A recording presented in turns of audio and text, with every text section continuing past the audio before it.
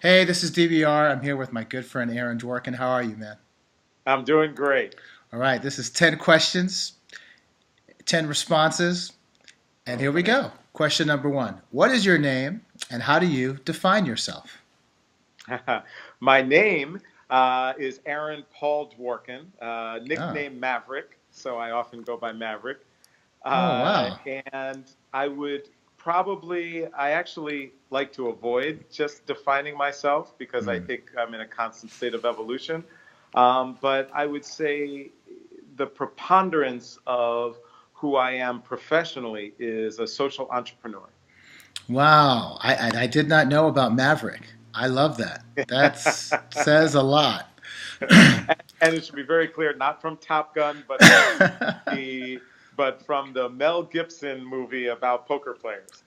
Oh, right. Wow, that's even more fascinating. I love Yeah. this.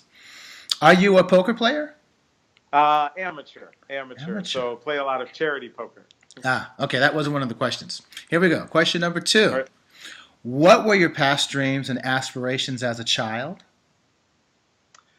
Well, originally as a child, I wanted to grow up and be the world's greatest violin soloist, win the Tchaikovsky competition, be the first American, the first African American, have that change the world, etc. So those initial dreams didn't quite pan out that way. But then what that did kind of morph into was a deep desire to be able to have an impact in areas of the world that I care about. Oh, wow. Question number three. Describe your work and your dreams and aspirations now as an adult. Hmm. Well, certainly first and foremost, to be able to have a happy, healthy family. Hmm. And separate from that, to be able to have opportunities to express my artistic self uh, and the opportunity to create enterprises that can affect the world in a positive way. Hmm. I love this. It's really this is there's so much I did not know about you, Aaron, and I really appreciate the candor of your responses. Question number four. This is an important question, and it's a question that um, doesn't make the rounds in academic circles for sure. But I feel it was a very important question to ask, and you can answer it in any way, shape, or form that you would like. How does love function within your life? Hmm. Well, I think it probably pretty much defines everything in my life. And kind of like ancient Aramaic, I think there's different types of love. So I have familial love, which of course I already referenced and is critically important. But that familial love both goes in terms of my spouse and what that means, but then of course to my children and what that means. Mm. And then separate from that, I love my work. I love when I get up every day, I get to do work that I love. And I think that's a constant state of being. You have to constantly be looking at what you're doing, and separate from having an impact, making a difference, keeping a roof over your head, et cetera, all of those things. I think to have a happy, a creative, fulfilling life, you have to love what you do. And so I go to great lengths to try to create professional paths that enable me to fulfill that every day. Wow. Wow. Help us understand your interpretation of art's leadership and the enterprising artist. And just describing both or the differences or Um, I think you can describe both and you can describe the differences. yeah. So I think one can, of course, be both. So, in other words, you can be an incredible kind of performing artist doing work, and through just your art making, be a leader. And of course, I think you can be an amazing arts leader without actually necessarily practicing a particular art. So I think you can both be a combination. which I think both of us are in a number of ways. You have certainly exemplified that to an extraordinary extent. And so, but I think one can also be one or the other. In terms of arts leadership, I think it's that ability to look at issues overall that either impact our field or that impact society, and are able to look at strategies and infrastructure and framing and ways in which to bring about systemic change to any variety of particular issues. In terms of a performing artist, I think that can be something that occurs, as an individual or a chamber group in a small chambre room, or something where you're playing a stadium with 20,000 people.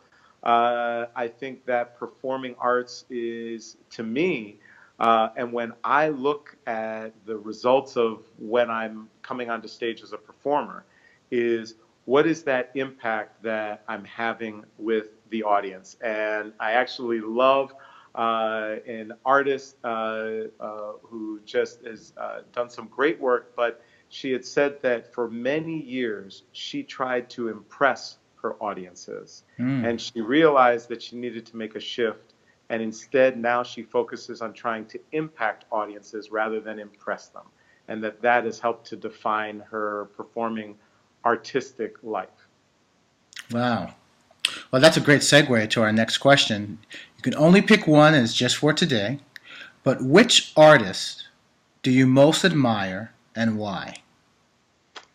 Whew. So it's all these tough questions, right? Because there are so many, and the Yeah. breadth is so broad. Yes. So, I could be bringing it back to Tupac, or I could be going That's even true. all the way back to Mozart or Bach and things that they did, to Sting, to Mm. Paul McCartney, but I think if I had to say one in this moment, and especially because it's definitely been very relevant in my life, it would be Yo-Yo Ma. And I think in some ways because he has also really brought to an incredible level of excellence both arts leadership Mm. and performing. So, of course, since a child, lifetime of performing. And to have that level of longevity, not everyone can be a great performing artist, but a fair number can be a great performing artist for 3 to 5 years. Right. Maybe even a smaller number from 5 to 10 years. But to literally spend your entire lifetime since childhood and Mm. still be as relevant as excellence, to still bring it to a stage, Yo-Yo is just right. He's got it. And then separate from that, he has, when you reach that type of level, you could have a personality that, in some cases by necessity, because you interact with so many people, is more distant, is more protective. And yet he is embracing, engaging. Anytime I see him at a school, whether he's reaching out literally to the president of the United States or a student on south side of Chicago or east side of Detroit, it is with the same level of authenticity and interest and respect. And so, in many ways, to me, he personifies everything that the arts have the potential to be and are in our society. Wow. Wow. Um, Here's a very interesting question. Which arts presenters, administrators, or cultural leaders do you most admire and why? So it's the same question, but which arts presenter, you can only pick one, which arts presenter, administrator, or cultural leader do you most admire and why? So it's interesting because in the end, it's a very broad question when you Yeah. include cultural leader in that. Mm, And you didn't define living or deceased. that's right. So it does make it very tough because, Mm, Martin Luther King Jr. comes to mind. sure. So there are true icons of history, if you will, that I would look to in terms of especially cultural leadership and people who have sacrificed more and had a greater impact than I could possibly fathom in a lifetime. Um, And to be frank, I also think that Tupac Shakur was not just a performing artist, but was a cultural leader. Agreed. Uh, Agreed. and so the entire hip hop movement, rap movement, I think there's a host of things we could talk about with that. If I think about it kind of more modern day, relevant, and kind of traditional almost in terms of, say, an arts presenter, Ken Fisher Ah, yeah. is one of my greatest mentors. And from a very early age, when I was just a student, bringing ideas, kind of taught me not just about kind of all of, in terms of what has become his great success and legacy, running one of the great arts presenting organizations in the country, but balancing personal life with one's professional life, how to engage in that, sharing stories of bringing his son Mm. on fundraising trips when he was just a baby and things like that, and really how to balance building a professional aspect in life while also, tending to family priorities as well, and the understanding of how a network is important. Like a lot of people, they go to a reception or this and that, you see people networking, and a lot of times, especially, I think, kind of profound artists, there's a tendency to look at that and go, that's just networking stuff, that's not like what we're really about. But one of the things that Ken taught me is that there is a depth to that. There can be, where people take a deep interest in other people's lives and who they are. So as opposed to just who is this person, who do they work for, and what can they do for me in my career, Mm. but rather, who is this person? Do I like them? What makes them tick? What inspires them? Who are they as an artist? What fuels their creativity, etc. So having a better understanding of a kind of deeper sense of networking, Mm. and also the importance of kind of the politics of the world, the organization of things. And you can be the greatest performing artist, but if the right agents, managers, those who develop audiences, those who sell tickets, those who develop marketing materials aren't engaged with you, Mm. then how many human beings will you be able to share your art with? How many people will you be able to engage with? So, kind of, how do you look at that? How do you look at the pragmatic building of whatever that direction is? Mm. These are really so vital, and these are really vital and important responses, and I really appreciate it. And this, we've got 3 more questions to go. This one's really, I think you are uniquely qualified to answer this question. It's does the artistic community have a role and responsibility towards the problems afflicting our communities? Oh, that's easy. Yes. And there you It's have it. yeah, it's profound, and to Mm. me, it's why the arts exist. I mean, Mm. this is, I think in many ways the key language we use to express ourselves to others, and especially at a time with, no matter where anyone stands on the political spectrum, etc., no one can argue that the level of divisiveness, the level of misunderstanding, the level of distrust is at a very high peak.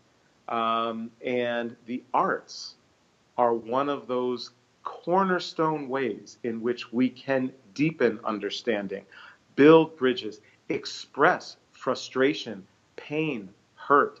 Throughout history, all of the major social movements engaged the arts as a primary forum through which to engage in the actual social movement itself. Um, you know, where would the civil rights movement be without "We Shall Overcome"? Right. You know, and this goes not only to that, but one of the things that I've been spending a fair amount of time on is looking at the interaction between, especially, music and the military. And this is a huge aspect of the way in which we've actually engaged in military actions, recruitment, etc. The Civil War was the Civil War. Mm. Robert E. Lee said, "Without music, there would be no army."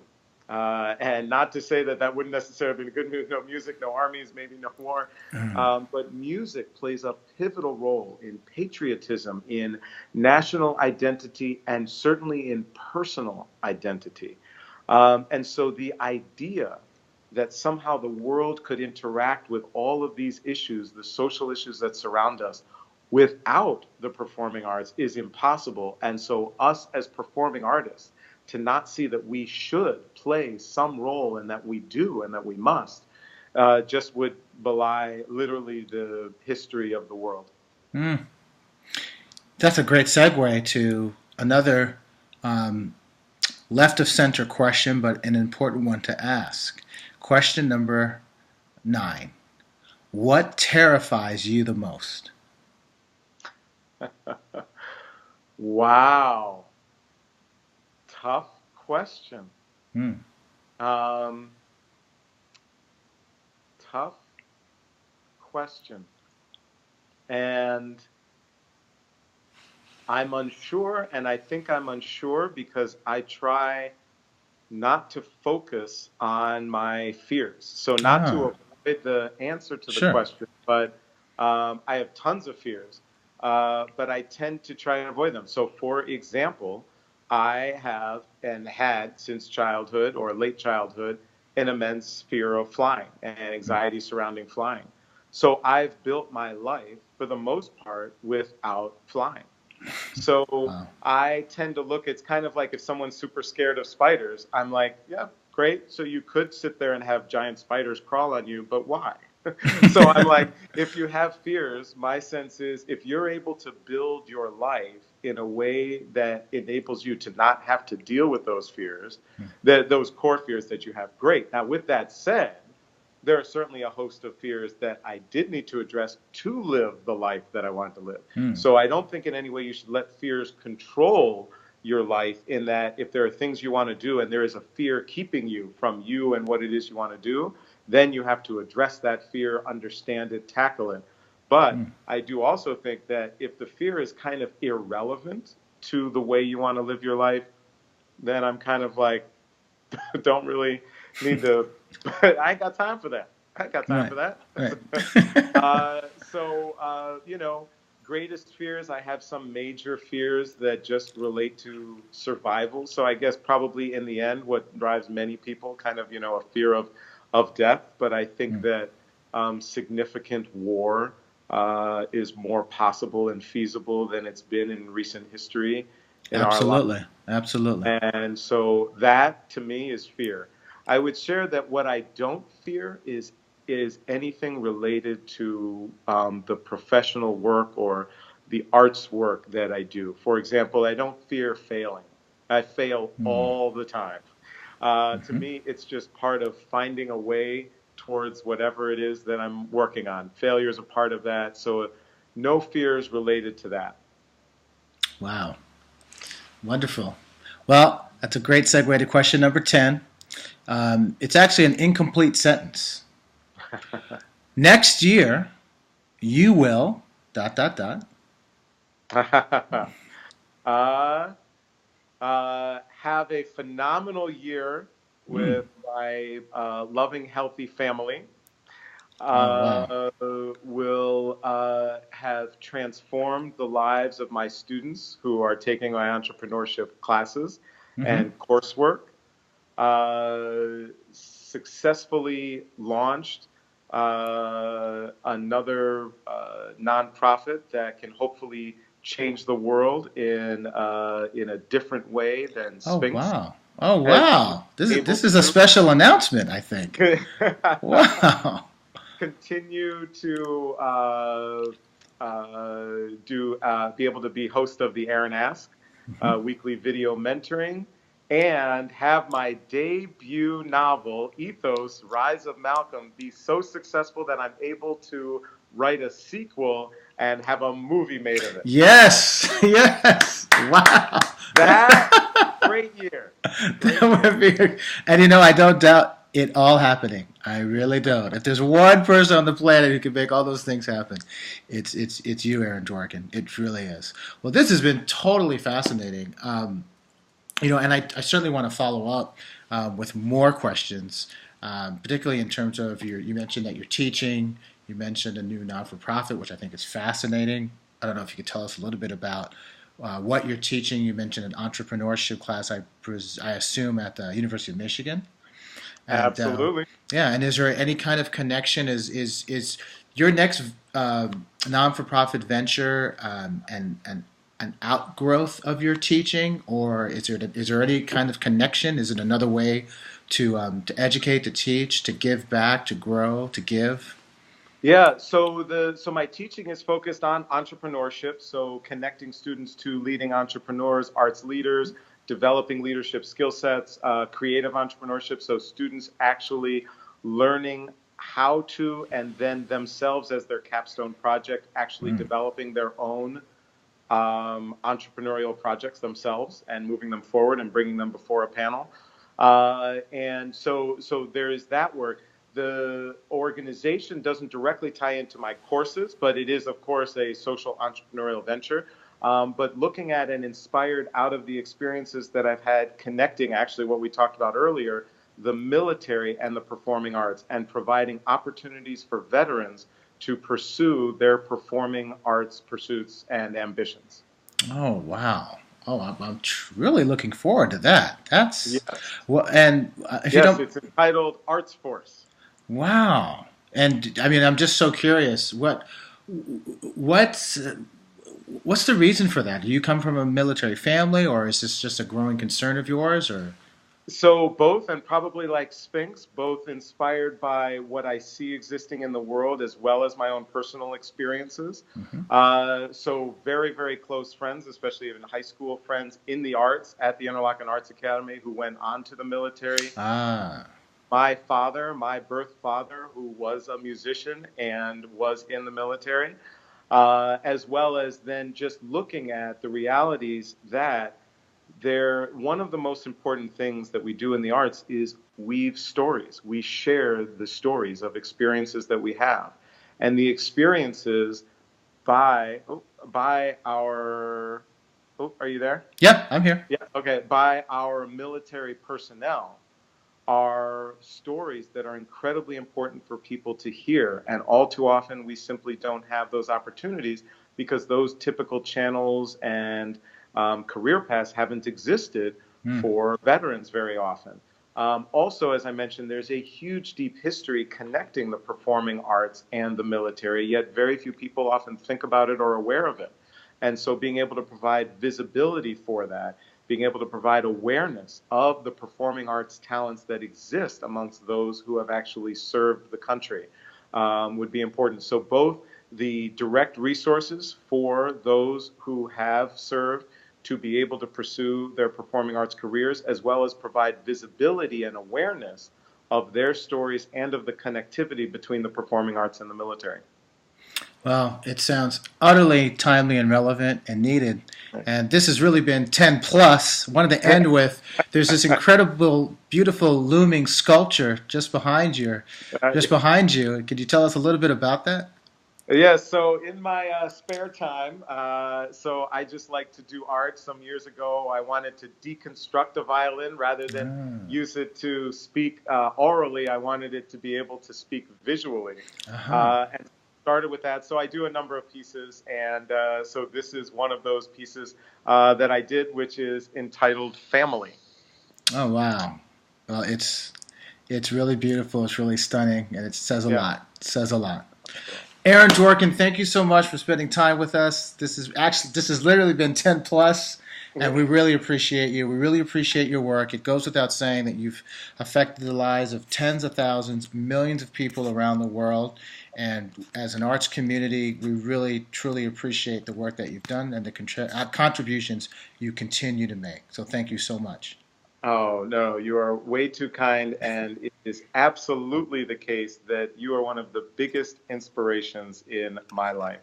The excellence, the courage that you brought to stages, to the work that you do, to literally redefining for many people what it is to be an artist, to be a leader. You were at the forefront of so many different stages. And so I think more than you know, you have just been an incredible inspiration to me. And I also am often I'm looking at things you do going, oh man, I should be doing more, man. No. I got to try and step it up a notch, man, because this is just incredible what he's doing. So yeah, no, absolutely. So thank you. This was an honor for me to be able to participate. Well, thank you, Aaron. We'll continue to stay in touch, man. Thank you. Cool. Okay, bye bye. All right. Take it easy.